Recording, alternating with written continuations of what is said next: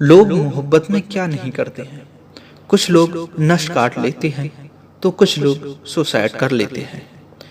इंसान वैसा ही कदम उठाता है जैसी मोहब्बत करता है, चाहे वो मोहब्बत माँ बाप से हो, भाई बहन से हो, पीर वलियों से हो या फिर अल्लाह या उसके रसूल से हो। आज का जमाना तो वो है कि लोग ईद या जुमा की नमाज पढ़ने भी पैदल नहीं जाते हैं।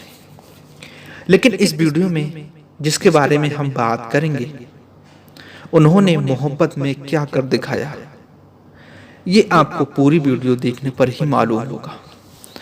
जी हाँ दोस्तों, लोग एक मुल्क से दूसरे मुल्क जाने के लिए जलयान या वायुयान का इस्तेमाल करते हैं।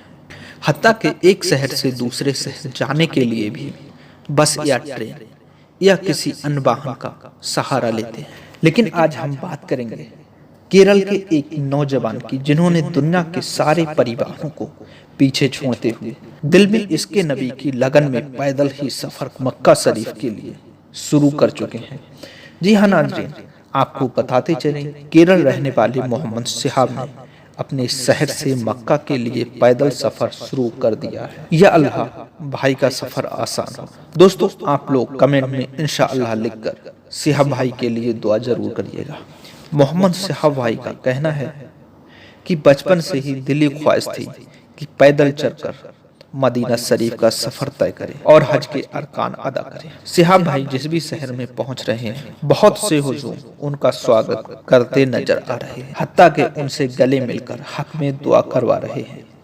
इसके सिवा पुलिस वाले भी स्वागत के साथ कदम से कदम मिलाकर चलते नजर आ रहे हैं। दोस्तों, आपको बता दें, मोहम्मद सिहाब भाई भारत से निकलकर 4 मुल्क के रास्ते पाकिस्तान, ईरान, इराक, कुवैत के सफर तय करते हुए 8,640 किलोमीटर का सफर तय करेंगे, जो कि जून 2023 में मक्का शरीफ पहुंचेंगे इंशाअल्लाह और 2023 के अरकान हज करेंगे इंशाअल्लाह।